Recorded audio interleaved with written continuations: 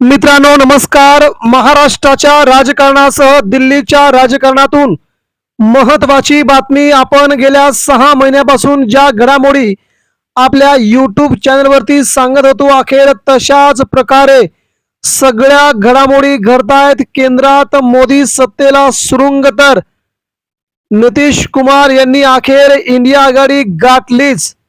आपल्या मुख्यमंत्रीपदाचा थेट राजीनामा तर लढवणार राज्यसभेची निवडणूक. मित्रांनो, केंद्रात सत्तेला थेट हादरे तर नितीश कुमार पंतप्रधान होणार का? मित्रांनो, सगळ्यात मोठी बातमी आज रात्रीची आणि सकाळची या घडामोडीने या राज्याच्या राजकारणातून ही बातमी सध्या सगळीकडेच प्रचंड स्वरूपात होते व्हायरल.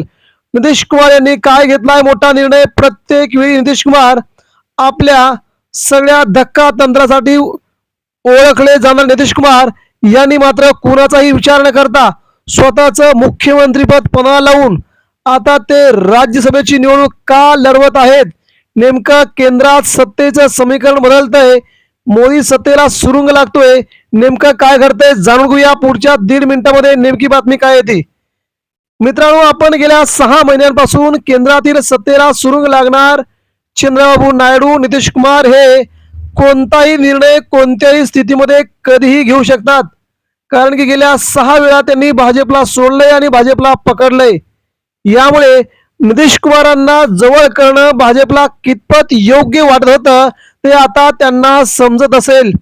जो माणूस आपलं मुख्यमंत्रीपदाची पूर्ण कार्यशैली बाजूला सारून, राज्याचं सगळ्यात मोठं पद बाजूला सारून केंद्राच्या राजकारणात रस दाखवतोय, म्हणून नेमकं कोण कोण आता सोडतात पक्ष ते देखील आपण बघूया. आता नेमकं काय घडतंय? मित्रांनो, बिहारमध्ये राजकारणामध्ये पुन्हा एकदा मोठी खळबळ उडाली आहे. राज्याचे मुख्यमंत्री नितीश कुमार यांच्या संभाव्य राजीनाम्याच्या चर्चांनी राजकीय वर्तुळात भूकंप घडवून आणला जात आहे. परंतु त्यांनी काल रात्री आपला राजीनामा दिला आणि राज्यसभेचा अर्ज भरण्याची तयारी सुरू केली. बिहारच्या राजकारणात मोठा बदल होणार का असा प्रश्न निर्माण झाला असतानाच त्यांनी मात्र त्या प्रश्नाला पूर्ण विराम दिलेला आहे. त्यातच त्यांनी भाजपला सोड चिठ्ठी देऊन इंडिया आघाडीकडे झुकण्याचे संकेत दिल्याची चर्चा आता जनमानसामध्ये रंगली असतानाच प्रसार माध्यमात देखील सगळ्यात मोठी खळबळ उडाली आहे. केंद्रातील नरेंद्र मोदी यांच्या नेतृत्वाखालील सत्तेला मोठा धक्का बसू शकतो असं राजकीय विश्लेषकांचं मत आहे. नेमकं काय घडतंय ते आता आपण बघूया पुढच्या 2 मिनिटात. गेल्या काही दिवसात पाटण्यामध्ये राजकीय घडामोडींना योग आलाय. जनता दल युनायटेड अर्थातच जनता दल युनायटेड या पक्षाच्या सलग बैठका गेल्या 8 दिवस चालू होत्या. पक्षांतर्गत बैठकीमध्ये भविष्यातील रणनीती, केंद्रातील समीकरण आणि आगामी निवडणुकांबाबत चर्चा झाल्याची माहिती समोर येत आहे. या पार्श्वभूमीवरती नितीश कुमार राज्यसभेत जाण्याचा निर्णय घेत आहेत. म्हणूनच राज्यसभेत जाणे म्हणजे राज्यातील मुख्यमंत्री पदाचा राजीनामा देणे अपरिहार्य ठरू शकतं.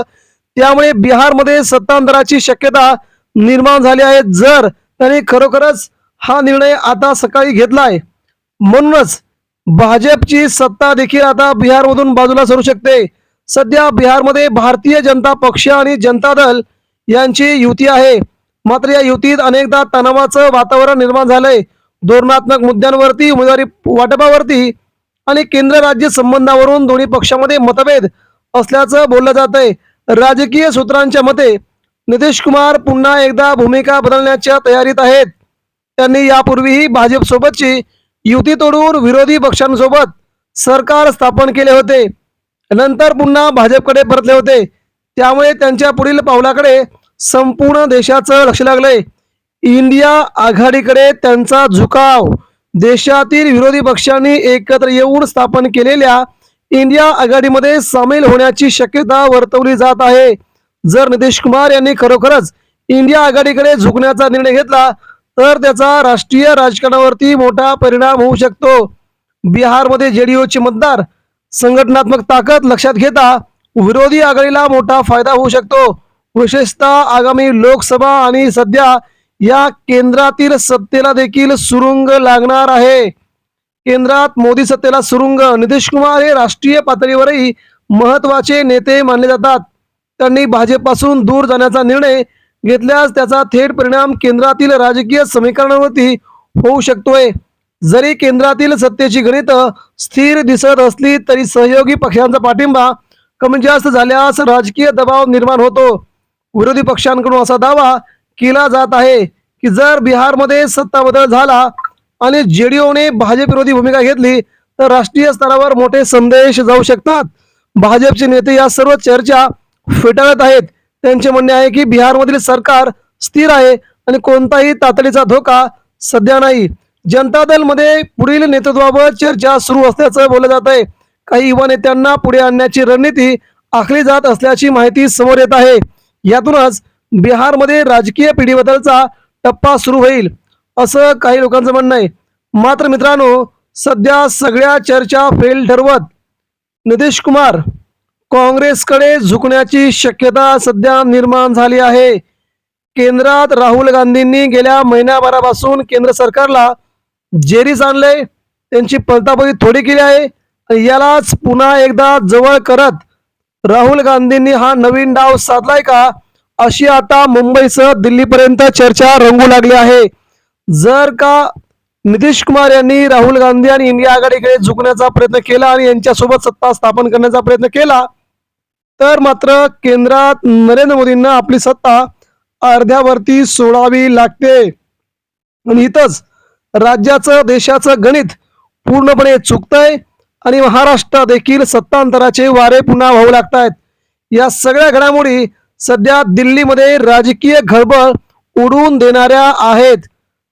काल रात्री हा राजीनामा येतो काय आणि आज सकाळी त्यांचा राज्यसभेसाठी अर्ज पडतो काय, यातच महाराष्ट्राच्या राजकारणात देखील याचा दूरगामी परिणाम पाहायला मिळेल अशी शक्यता सध्या निर्माण झाली आहे. दुसरीकडे मित्रांनो, भाजप देखील आता त्यांच्या पाया पडू लागले असून चंद्रबाबू नायडू आणि नितीश कुमार यांच्या जवळ जाऊन त्यांच्या चर्चा करू लागली आहे.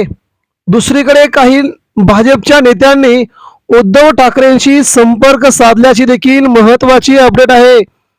कारण की उद्धव ठाकरेंचे 9 खासदार आहेत. जरी नितीश कुमार केंद्रातून निघून गेले तरी ठाकरेंच्या खासदारावरती केंद्रातील सत्ता टिकू शकते असं गणित भाजप सध्या लावत असल्याची माहिती समोर येत आहे. त्यामुळे केंद्रातील सत्तेमध्ये उद्धव ठाकरे जाणार का, हा देखील तेवढाच महत्वाचा प्रश्न आहे. परंतु मित्रांनो, भाजपला जर नितीश कुमार यांनी धक्का दिला तर उद्धव ठाकरे तिकडे जाऊन असून इंडिया आघाडीसोबतच शेवटपर्यंत राहतील अशी शक्यता आहे. त्यामुळे उद्धव ठाकरेंचा निर्णय काय येतो हे आगामी काळात समजेलच. परंतु मित्रांनो, नितीश कुमार यांनी घेतलेला हा राज्यसभा निवडणूक लढवण्याचा निर्णय भाजपच्या किती अंगलट येतोय, भाजपला सत्ता सोडावी लागते का, हे समजेल. आपण यावरती आपल्या प्रतिक्रिया द्या.